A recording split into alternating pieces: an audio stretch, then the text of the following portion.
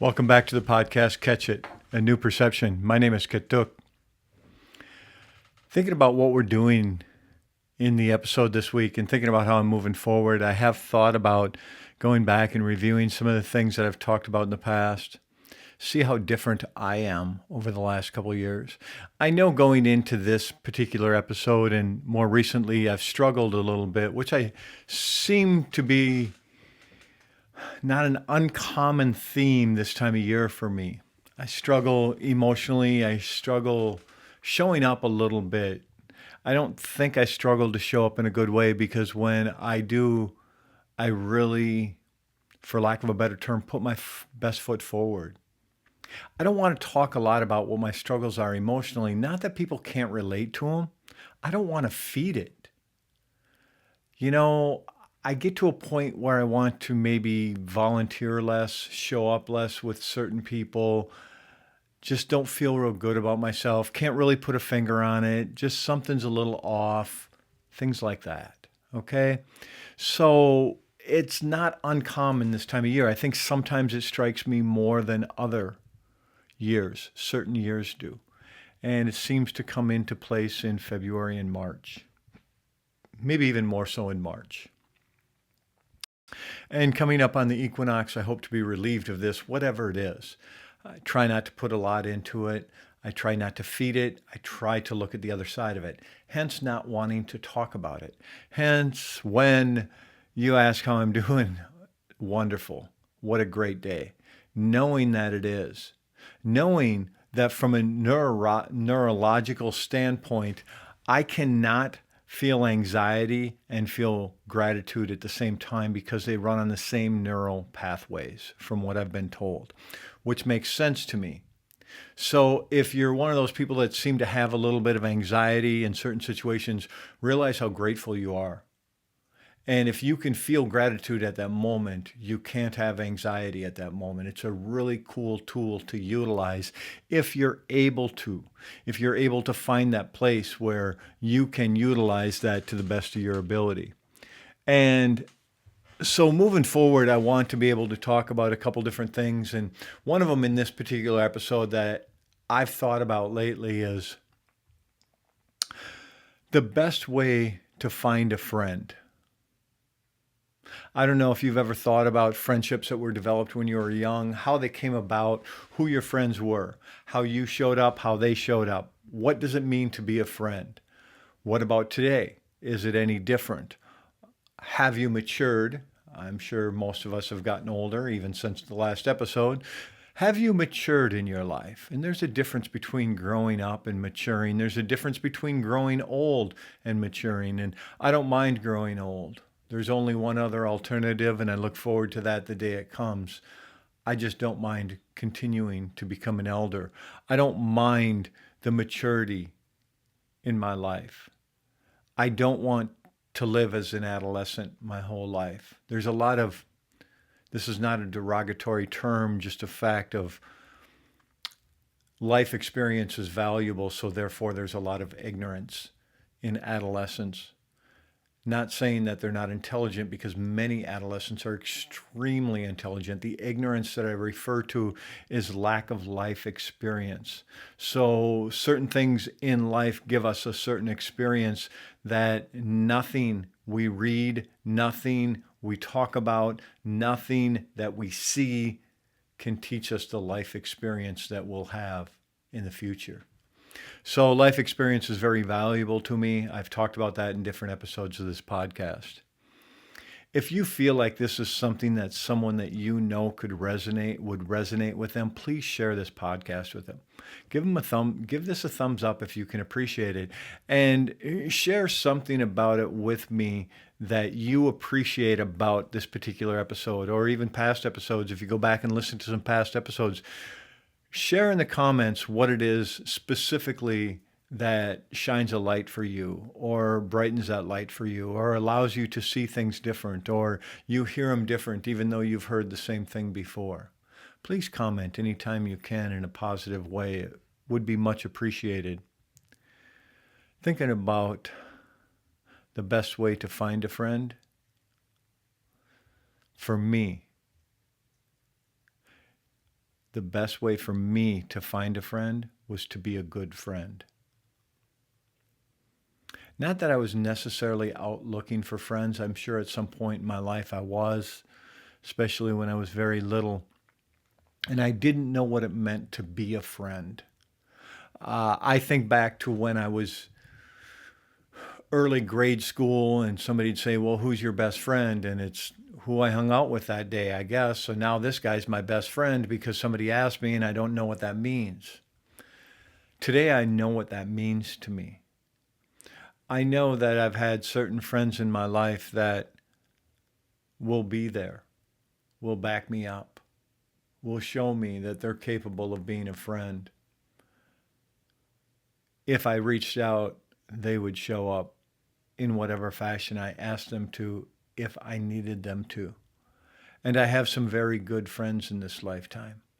And I think about how I met one person about 36 years ago. It was more than 35 years ago for sure.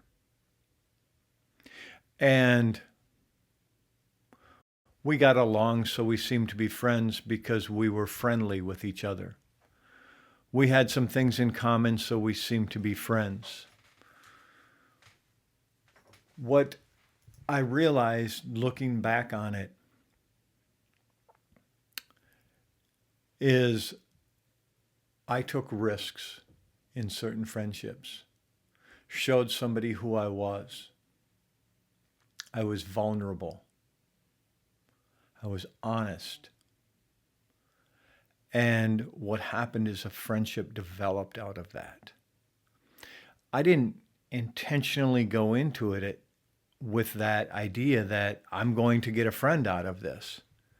It was just me showing up as a friend. And sometimes being vulnerable is as good of a friend as I can be. Being honest, being forthright, being open. Of course, having things in common can be a very good attribute also. There's many things I have to learn about friendships. I'm not saying I've always been a good friend because I probably haven't always shown up real well. I haven't always shown up on time. I haven't always shown up. And therefore, some friendships have probably gone by the wayside because I didn't stay in contact. It's not because of what someone else did or didn't do. Possibly. But that's not what I'm talking about. What I'm thinking about is what I do to allow a friendship to go by the wayside or to allow a friendship to flourish. Am I capable of being a good friend today? Am I capable of being honest? Am I capable of being able to say the truth when it's hard? Call somebody out so that they can change or grow or do something different with their lives. To me, this is the essence of friendship. And I know I have much to learn about it. I think about this, how I watched somebody else who went through a life-changing experience. And the comment he made, I won't quote it, it was just interesting. He has some physical struggles today he did not grow up with. And I'm under the impression maybe as a younger man he was very arrogant. I'm not certain. He appeared to be very humble with his physical struggles that were not always there. And he said something along the lines of, who I used to be would not hang out with who I am today. How true is that for us? Have we changed enough that the person we once were would not spend time with us today the way that we are? I'm not saying that I wouldn't spend time with the type of person that I once was, but it's possible that who I once was would not be able to spend time with who I am today. Hence, getting to know my higher self, catching a new perception, seeing the world different, seeing you different, being able to show up different for me and for you. I know many people that listen to this podcast are probably people that know me personally. I still like to use the name Ketuk. It's something I started trying to be more anonymous, for lack of a better word, trying to be more sensitive to not showing my face or using my name on this podcast because I just wanted to be helpful. I didn't want to make this podcast about me. It reminds me of being a friend. If I'm going to actually be a friend to someone else, I can't make it all about me. It doesn't serve me well. I need to be able to make the friendship about them or about the friendship. And at moments, yes, there are things about me that I need to be vulnerable and share. And when I need the time, I need to make it about me. It needs to be a two-way street. Like so many things in life, they're not one way. It's not black and white. It's not either this way or that way.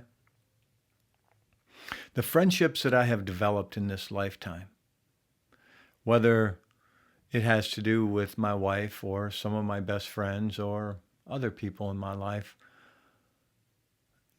they grow. Friendships grow. My wife had the privilege of watching her mother return to the spirit world decades ago. And my wife was a young lady at the time, and she was an adult for a number of years. And as she became an adult, she had become best friends with her mother. Her mother wasn't raising her as a friend, she was raising a daughter. And I'm quite certain she was probably a very good mother at that rate. And what I realize is that looking back on it, my perception is that my wife and her mom had become best friends as adults. I think that that's really cool. That you can develop a friendship with anyone. It may be a grandparent, it may be a grandchild. It may be a child, maybe a parent. We can develop these friendships with many different people in many different ways. You might not always recognize that it's a friendship. You might not always see the truth of what it is. Remember a line from the 80s I just thought of, a song. You need a friend, just find an animal. And it's not a quote from the song. It's something along those lines. And I think about the fact that we can be friends. You and I can be friends. We can build that friendship. Maybe through going to grab a bite to eat, having a cup of coffee, a conversation, a motorcycle ride, going to spend some time together. We offer them friendship and fellowship. In some ways, with certain people, we become one at certain times. I think friendships are valuable. I think that they're worth pursuing. I think that they're worth having. And if you need a friend, meet any animal. That may be the line from that song. I look forward to finding more friends. I look forward to being able to build the friendships that I have. I get it, with my mother, it doesn't seem like a friendship, but when it comes right down to it, it is. So with anyone, whether it's my biological brothers, whether it's the brothers that I've adopted in this lifetime, whatever that may be, we can build on that friendship and make it something more. Sometimes I have to reach out, sometimes they reach out. We'll see where it takes us. Looking forward to next time. Live in harmony with and use the bounty of the land to bring kindness to the world. Dok Shao, okay?